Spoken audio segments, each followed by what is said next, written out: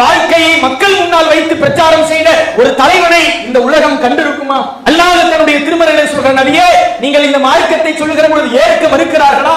உங்களை நம்ப மறுக்கிறார்களா? ஃபக்கத் லபிஸ்து ஃபீக்கும் உம்ரம் மின் கப்லிஹி, நீங்கள் அந்த மக்களை பார்த்து கேளுங்கள், உங்களோடு நான் இத்தனை ஆண்டு காலம் வாழ்ந்திருக்கிறேனே, அப்பலா தாக்கிலும் நீங்கள் சிந்திக்க மாட்டீர்களா?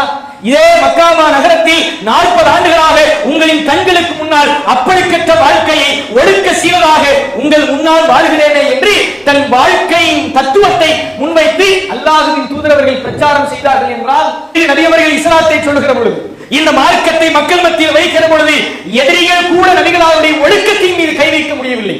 எதிரிகள் என்னவெல்லாம் சொன்னார்கள்? இன்னக்கல் மஜ்னூன், நீர் சரியான பைத்தியக்காரர் என்றார்கள். நீர் நபி அல்ல, நீர் ஷைத்தான் என்றார்கள். உமக்கு அல்லாஹ் குர்ஆனை கற்றுத்தரவில்லை, ஷைத்தான் தான் கற்றுத் தருகிறான் என்றார்கள். நீர் நபி அல்ல, பெரும் சூனியக்காரர் என்றார்கள். நபிகளாரை பைத்தியம் என்றவர்கள், சூனியக்காரர் என்றவர்கள், ஷைத்தான் என்றவர்கள், ஒரே ஒரு எதிரி கூட நபிகளாரின் ஒழுக்கத்தின் மீது கை வைக்க முடியவில்லை. ஏன்? அப்படிப்பட்ட ஒழுக்க சீலராக நபி அவர்கள் தங்கள் வாழ்க்கையை பாதுகாத்துக் கொண்டார்கள்.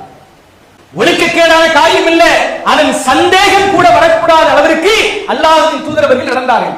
தன்னுடைய மனைவி சஃபியா ரலியல்லாஹு அன்ஹா அவர்களிடத்தில் நபி அவர்கள் இருட்டிலே பேசிக் கொண்டிருக்கிறார்கள். 2 சஹாபாக்கள் நபி அவர்கள் பேசுகிற பொழுது கடந்து செல்கிறார்கள். அந்த 2 தோழரையும் அழைத்து நபிகளார் சொன்னார்கள், இன்னஹா சஃபியத்து, இவள் என்னுடைய மனைவி என்றார்கள். ஏன்?